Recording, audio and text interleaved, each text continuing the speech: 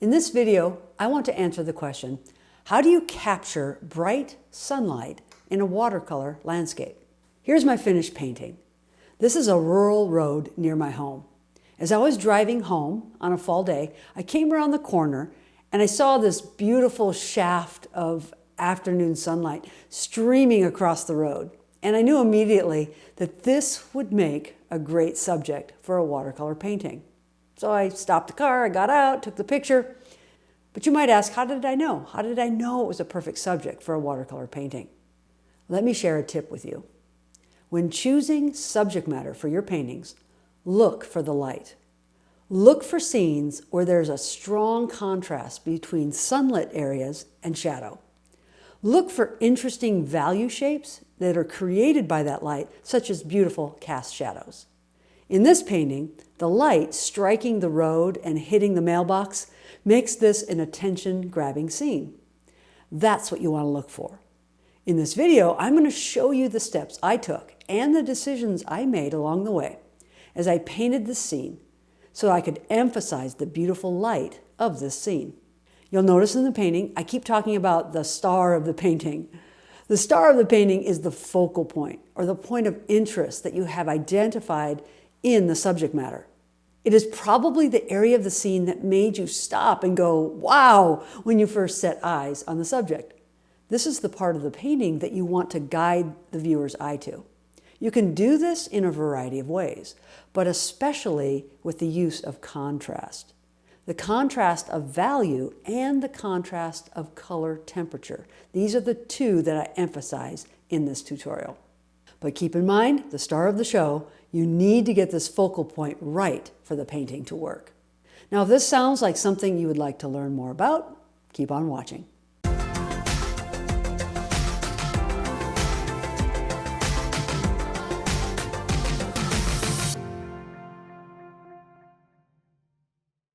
Hi, welcome to my studio. My name is Kris. This channel is all about tools, tips, and tutorials for growing in watercolor.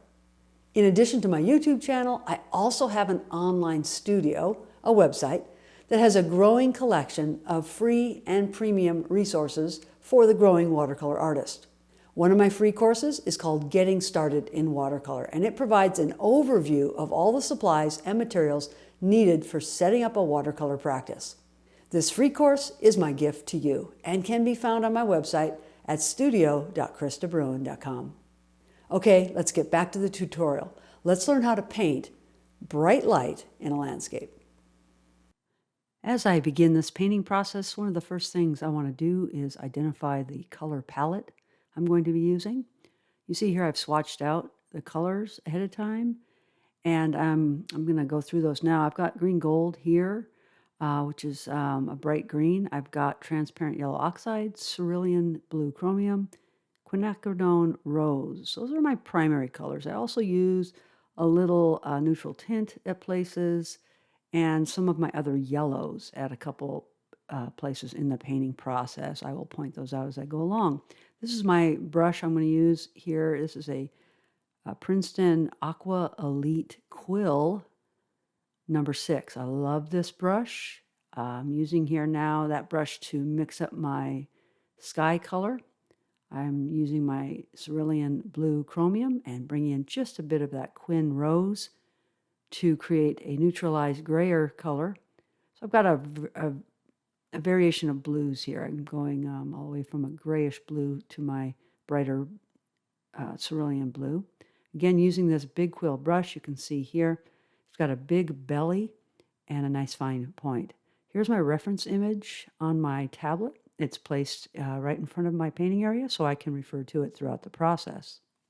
Taking the blues I've mixed, now I'm going to go ahead and paint in the skies right along the top 1/3 of the paper. By the way, I'm using Bahong 100% cotton 140 pound cold press paper here, taped to a board at about 30-degree angle.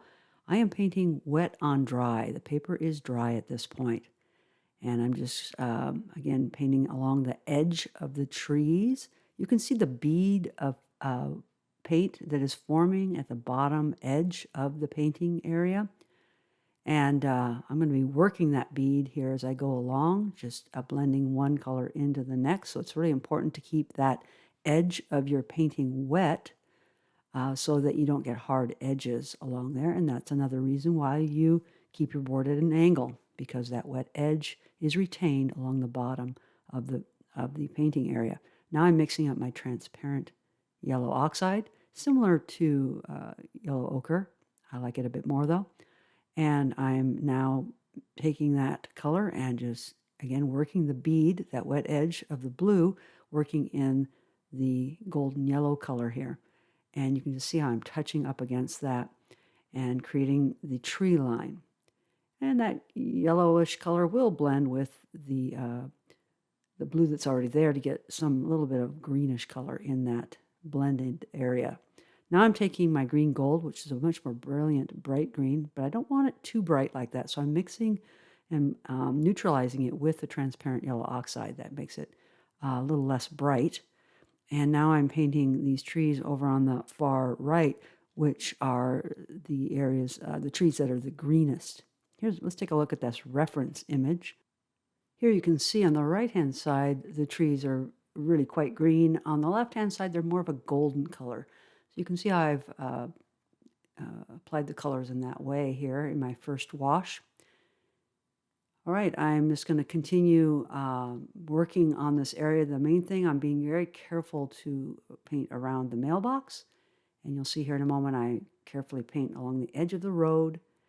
And also there's a small sign on the left-hand side of the road. And all of those areas I'm going to not paint in this initial first wash because they are significantly different color temperature. The mailbox and the road are much more of a bluish gray color, as well as the sign on the left. And so I'm not going to paint those in this first wash, but just do the trees on both sides of the road. Let's speed this up a bit. You can see the process I use. Again, the main topic in this video is how to capture bright light in a landscape scene. So as I paint this area here to the right of the road, this is where the bright light is hitting the trees on the right. And so I've used a very bright yellow color. And I'm being very careful to match up that bright light area in the trees on the right with the bright light that's going to come across the road. I've very lightly painted in those rays of light as they hit the road. And I'll be very careful to line those up where the light hits the trees on the right. I've moved into the background and the far left of the painting. Again, I've used more of the golden colors over there because that side of the painting is much warmer. And on the right, it's much cooler with the greens.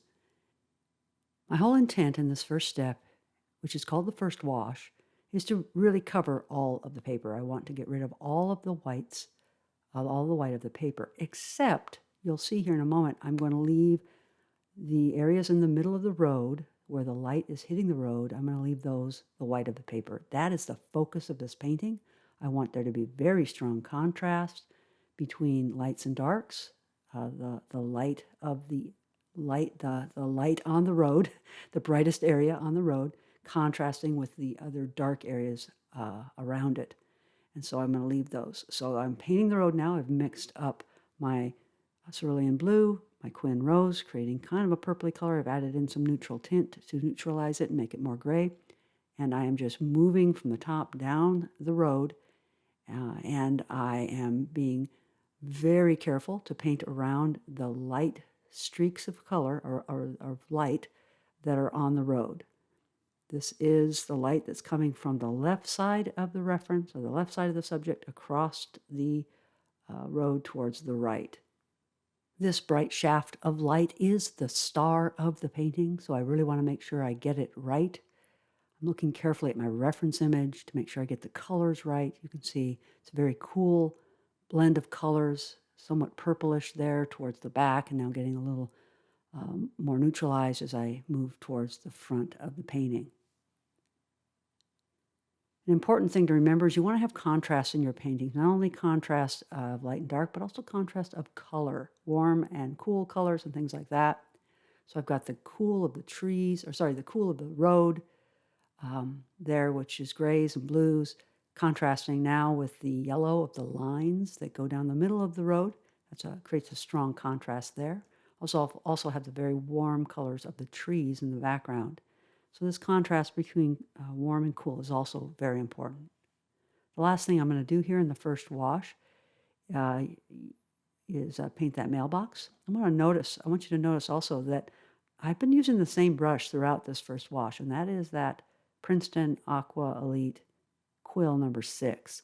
It is a wonderful brush. It has a big belly, holds a lot of water, can do big washes quite nicely, but it also has a very fine point, and it keeps that point as you paint. And so it's a really great brush. I highly recommend it. I'll have links to that in the video description below if you're interested. I'm mixing up a nice dark neutralized gray color here. The front-facing part of the mailbox is pretty dark, and it's definitely cool in color, bluish purple color. And the front of the mailbox, which is on the left side facing the light, is much lighter. It's a little hard to see it here, but you can take a look at my finished painting and see how I have the front of the mailbox, which is facing the light, is much lighter in color. I mix up kind of a golden orange color here now, and I'm also painting the post that holds up the sign on the left-hand side. At this point, I'm pretty much done with my first wash, and I'm going to go ahead and let this painting dry now. This is what the painting looks like here now at the end of the first wash. I have covered all the white of the paper except in a few key areas: the shaft of light crossing the road, that white sign or light-colored sign on the left-hand side. After looking at the painting a bit, I've noticed it would be really helpful to get back some of the white along the trees, some of the trunks of the trees that are facing the light up here at the top of the tree canopy. Those trunks of the tree are capturing the light that's shining on it. And I wasn't able to keep that white in there. It was just too fine a detail. So here's a trick for you. If you have painted your first wash and you need to capture back or get back some of the whites, the easiest way to do it really is to lift the paint that you've put on the paper. I'm using a Princeton angle shader brush. The bristles of the brush are at an angle, and it's a very thin brush, very fine point, and it's a pretty stiff brush. It is a synthetic hair brush. And what I do is I get damp, not wet. I don't want a lot of water on it, but just damp, and I make sure there's no paint on the brush. I keep wiping it clean there, as you see I'm doing here. And then I just use that very fine edge, and I scrub the paper, and I lift up the paint in those areas. And you can see what a nice job that does. And it's actually, I think, a more realistic looking white edge than you could attain by, say, using masking fluid. I don't use masking fluid as a rule. I find that the edges of those white areas that are created with masking fluid are a little bit too harsh. They don't look realistic. And so I prefer to use this lifting technique. And maybe at the end of a painting, I might put a little bit of white gouache to highlight some areas I've lost some highlights. But I really like this lifting technique, and it's really working well here. Again, if you look back at the reference image, you can see the light areas that I'm referring to in the reference. Now here's a close-up of these areas. So you can see I've placed the white highlights. Try to make sure you don't put them all at the same distance from each other, creating too much of a pattern. You kind of want to randomly put those there in those highlights in the background. Now I'm mixing up some greens. I'm moving now into my second stage of this painting process, and that's where I put in the middle values. And this is a super important part of the painting. We establish the shapes, the primary shapes of objects by using a middle value of paint. Again, value is the relative lightness and darkness of the paint. And so everything I've done up to this point is very, very light in value. I used tea consistency paint in my previous steps, but now I've moved more into a coffee into even milk consistency paint. If you don't know what I'm talking about with consistency of paint, I encourage you to take a look at my website, studio.krisdebruine.com. I've got some resources and courses that talk more about some of these foundational concepts in watercolor painting. But the value of the paint is almost completely determined by the consistency of the paint in terms of the amount of water that you've mixed in with the paint. And when you have more pigment than water, then you are going to get a darker value of paint on the paper. So I'm just blocking in that fairly large area of green trees on the right, and I've gone from kind of golden colors, which has more of my transparent yellow oxide, and towards more green. I'm using variegated washes. Don't want to have the wash be all one color, so I'm just dropping in different colors, everything from the transparent yellow oxide, goldish colors, to the green gold, to my indanthrone blue, which brings in a darker value to that green. Again, I'm being very careful to paint around the mailbox, and I'm also being very careful to paint up against the edge of the road, as you see I'm doing here. And I'm also being careful to retain that yellow, that bright yellow on the right side of the road where the light is hitting the foliage. Again, that's the star of the painting, and I want to make sure I keep that bright yellow. So I'm not going to paint over that first wash in those areas. I'm only going to paint these darker values where I don't want those highlights on that first wash to be showing. I've switched to a more gold color here. I'm mixing that in with the green and even using a little bit of red to create the edge of the road. Right along the edge of the road, the foliage turns to a more orange color. I think that's the leaves that have accumulated along the side of the road. Now I'm continuing the same process on the left side of the road. Careful not to paint into that road area. And I'm mixing up a variety of greens and golds. I'm doing what's called negative painting here. I've got that gold color mixed up, and I'm painting around some of the green foliage at the far end of the road. And by painting around the shapes that represent those, are represented by those light green colors, it makes it look like there's bushes there, the shape of bushes, and I'm painting around them. Again, we can paint in two ways. We can paint positive shapes, painting the actual shape of the tree or the bush that we're trying to paint, or we can paint negative shapes, meaning we paint around the object that we are trying to convey. And that's what I'm doing there in the background, some negative painting. Now I'll begin painting on the left side of the road. Again, middle value shapes that I see, I'm careful to paint around each of the trunks of the trees. I have identified those trunks earlier, both in my contour line sketch that I did before I started painting, but also when I lifted the highlight areas and putting in that white highlights of the left side of the trees that are facing the sunlight. That's made it quite easy now for me to just paint around each of those tree trunks so that I retain those. Again, I'm using my Princeton Aqua Elite Quill 6. Even though these are fairly small detail areas, you can see how I can use a very finely tipped brush and still paint fine details, but it holds so much water that I can paint for quite a long time before I have to go back and get more paint, because the big belly of that brush really holds the water, and that's why I love it. Kind of just squinting at the reference image, and I just see lots of dappled light and mixed with the golden color of the leaves on those far left trees. It's important to note that the golden trees are more of a deciduous trees with leaves, and the trees on the right are conifers, evergreens, and so they don't have leaves, and so they have big, massive shapes of green. So I'm trying to distinguish between the two types of trees. By the way, this is just a country lane near my home in Western Washington, and just beautiful. I was driving through it the other day. I had to stop, get out of the car, take this picture, just seeing this light just being cast across the road, and I knew that would make a great painting. I encourage you to do that. Keep your camera on you when you're driving about, walking about, whatever you do. just be looking for good reference images that you can paint.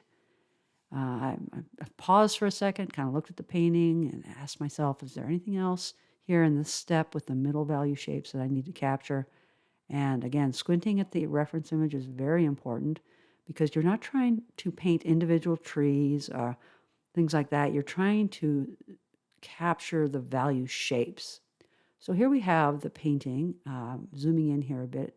This is what it looks like at the end of step 2, at the end of painting the middle value shapes. And so if you look at this image, you compare it against the reference image, which we see here, you can see how I've really tried to faithfully render the value shapes of the scene. In our next step, we're going to move on and start painting the very darkest parts of the painting. To mix up the color of the tree trunks on the left side of the road, I really kind of mixing up a whole bunch of the paint on my palette. I've got probably that cerulean blue and some of the quin rose, and then also the transparent yellow oxide. I might have also brought in a little bit of burnt umber, some neutral tint. I want a very thick, very dark paint here. Still using that quill brush, number 6, even though it's small details I'm painting, I can do that with this big brush with the fine point. Can you tell I really like this brush? I talk about it a lot. So now I am painting, carefully looking at the reference image and painting the tree trunks. These parts of the trees are facing away from the light source, which is on the left. And so I'm making sure that as I paint these, if there's any of the highlight that I kind of scrubbed out earlier, I want that to be on the left side of the tree, and then these dark, shadowy forms on the right side of the tree, away from the light. It's important that you are always aware of where the light's coming from, and you keep consistent throughout your painting so it looks believable that the light is all coming from one direction. Sometimes people get messed up with that. And I'm just going to go in and put in these main tree trunks that I have sketched in from the beginning and kind of been painting around those. And the consistency of the paint here, right now I'm mixing in more of the cerulean blue, which is actually making it even more neutralized and gray. A little bit of the quin rose as well. It's really quite almost a blackish color here that I'm mixing in. And that's because if you look at the reference image, the dark side of those tree trunks are really quite dark. As I was about to say, the consistency of the paint here is almost cream, okay? If you're not familiar with that analogy, we go from tea to coffee to milk to cream, moving in ever thicker consistency of paint as we move through the painting process. And so I'm now here at the end of the painting process, so I'm using very thick paint, almost the consistency of cream or butter. Butter would be the thickest and darkest, very thick, very little water content in the paint.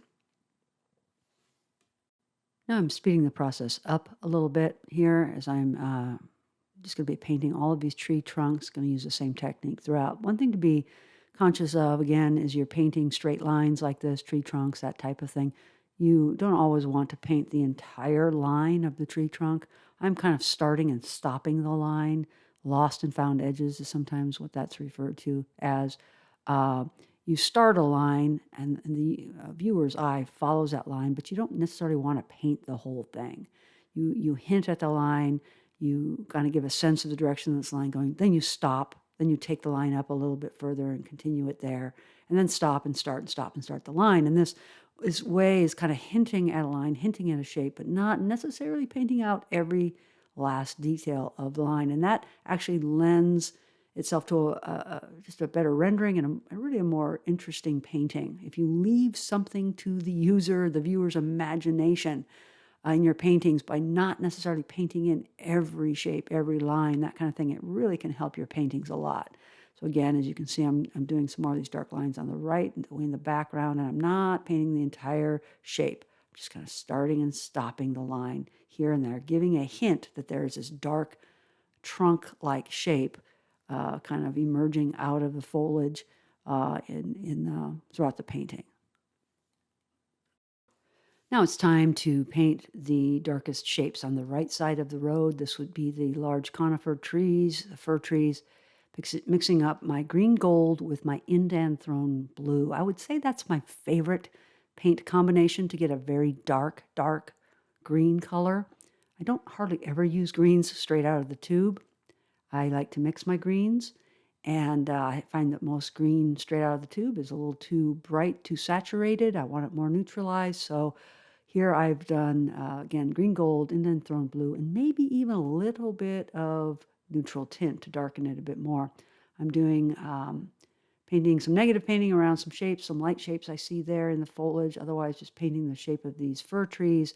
And once again, being very careful to not paint around or paint through that shaft of light that is a bright yellow gold color now, which is just behind the mailbox and comes across into this area of foliage. It's very important that you keep that. That is the highlight or star of this painting. And so I'm going to just paint around those. I'm kind of variegating my color mixes a bit. I'm mixing, again, from these green colors into some more gold, dark gold, and more kind of an olive green color. Again, very neutralized in these colors. I take my brush, I get it wet, no paint on it, and I just soften the edge of some of those areas of paint as well, just to give them a softer edge, not quite so hard. Now I'm skipping forward just a bit. I have finished those dark shapes of the trees on the right and decided I want to emphasize the yellow lines going down the middle of the road. Again, that's the focal point of the painting. And I feel like the very warm color of the yellow against the cooler color of the road will be a nice focal point. You want to, again, contrast not only of value, lights and darks, but also a contrast of temperature, color temperature. So the warm against the cool will really work well. I've taken actually probably a mixture of Hansa Yellow Medium with some other, my trans yellow oxide, and made that yellow color. I went ahead and let that line down the middle of the road. I'm letting that dry now, and I'm moving to another part of the painting. I've mixed up a mixture of my reds and blues again to create a neutralized grayish blue color, and I'm going to paint in the dark side of the mailbox. I'm keeping the lighter color of the mailbox on the top and just blending in some darker, particularly on the side of the mailbox that's facing the viewer. That's the darkest side. There's also the little flag on the side of the mailbox, which is a red color. Looks pretty bright red. You know, in real life, that's a very bright engine red color. But when you look at it in the reference, it's a very neutralized red. So I've mixed up a red that contains a bit of blue in it and painted that in. Now I'm putting the cast shadow of the mailbox in. Again, in a bright light situation like this, every object is going to cast a shadow. It's very important for the realism of your paintings to make sure you capture those cast shadows. So I've done that with the mailbox. Last little bits of detail here, just kind of noticed it would maybe be nice to get the dark side of these tree trunks. These are the tree trunks that I put in by scrubbing out or lifting the paint in the early process of the painting, creating that white highlight. And but if you look at the reference, the left side of the trunks are white or light, but then the right side, away from the sun, is dark. So I'm just using a very fine script liner #1 paintbrush there, and putting some paint on it, and really just laying the edge of that brush down and just kind of creating some nice staccato marks. Not drawing the entire line. I'm kind of lost and found edges. My lines are starting and stopping. I'm just giving a hint that there are some tree trunks there back in those trees in the distance. Now I'm going to speed the process up a bit, as this took me a while to do this in real life, and I don't want to bore you, so I just kind of continued this process throughout all those tree trunks. Now I'm getting really close to the end of this painting, so I step away a little bit, let it dry. And when I did that and I came back, actually I think it was the next day I came back, and I noticed that I really needed to add some more foliage there in the upper portions of the trees. I actually started painting that before I turned the camera on, so you can see there in the upper left corner, I've taken my transparent yellow oxide, probably mixed with a little red or quin gold, and I've taken this nice little bit smaller brush, and I'm just dappling in the color of foliage and leaves that I see in the reference image. It would be a little strange to have all of those tree trunks going up into that area and not have any foliage around them. And I realized when I looked at the painting that that's kind of what I had. I had trunks with no leaves. I mean, I guess that's possible to have trunks with no leaves, but I didn't like that look, and it's not really what I saw in the reference, and I felt like it would just be a little bit more believable if I put a bit more foliage up there. So I've just kind of dabbed in with paint, and I've variegated the color a bit, sometimes more orange, sometimes a bit more yellow, and I'm using a smaller brush at this point. I'm squinting at the reference image now and just finding other areas that maybe I need to add a bit more of that foliage, and just moving about the painting and adding some of those final details. Now, this is a crucial stage in the painting. You don't want to keep adding details until you add too many. So knowing when to stop, and knowing when to leave the impression of objects instead of actually trying to paint the objects is very, very important. I think really many times it's better to leave some of these details to the viewer's imagination. So here I'm going to stop pretty soon, and I'm going to notice there's one more thing I need to do, and that is to darken the roadway. As I've added all the darker value shapes around the road, now the road looks a little too bright to me. It looks not realistic. It was darker than that in the actual reference. And so I'm going to mix up some gray colors and come back here in a moment and do one last darker wash across the road. I'm mixing up my blues and reds, getting a gray, purpley gray. I add a little bit of neutral tint to that as well to darken it a bit more, get the gray I'm looking for. I'm carefully looking at the color that I see in the reference image. And this is a really important part of the painting. Again, the focus of the painting is that white light shaft of light across the road. And so in order to make that really pop off the page, I need a strong contrasting color right up against it. And that's going to be the gray of the road. The light is more warm in color, and the road is going to be cool in color, this gray color. So it's careful that I get the right color. Again, I'm taking now another quill brush. This is actually my Princeton Neptune quill, I think a number 4, which is also a nice big brush that contains a lot of water, holds a lot of water, but it's not quite as fine a point. The other brush would have been just as fine, but for some reason I switched to this one. My main point here is I want to have a lot of water and pigment on the brush so I can just kind of do this whole area of the road kind of all with almost with a single brush stroke. Well, it's not really a single brush stroke, but I don't want to keep coming back and having to take more paint into my brush. So I'm kind of using these big quill brushes. I really like them. And so I'm just carefully painting around this shaft of light and painting across the road. One of the things I often tell my students as far as brushes and the size brush that I use, again, I've used large brushes for most of this painting. I always tell my students use the largest brush possible. Train yourself to use larger brushes as opposed to smaller. A larger brush kind of forces you to not get bogged down too much in the details of the painting. It forces you to paint a little looser, more of a painterly effect. Now, again, if you really like high details, super realistic kind of painting, and you want to paint every dot and tittle of the subject, that's fine. That's a different kind of painting. It's not what I do. And so when I'm teaching my students who kind of want to know how I paint, then I really encourage them to use the largest brush possible. I like the look that I get with a larger brush, again, for all the reasons I just said. And so now we see I've finished this wash, come right down to the bottom of the road, and I can really now see a difference. If we compare that, what we see now, with what we had just a few minutes ago, the light there across the road is really jumping off the page. It's really being emphasized now in the composition of the painting, that bright white light against the gray-colored road. Okay, after stepping away and taking a closer look at it, I really feel good about the painting. I don't want to go any further. I feel like this is a good place to stop. Many times I'll stop, go away for a day, come back and look at it, and if I need to add anything, I can at that point. But all I did here is I added my signature in the lower left corner. Now I'm removing that tape. Such a satisfying step in the painting process when you reveal that bright white border around the edge of the painting. And it really reveals that finished look of the painting. Now here's a close-up view of the finished painting. This video has been all about how to paint a landscape, specifically a rural road scene with bright light in the scene. The star of the show, the focus of the painting is really the light.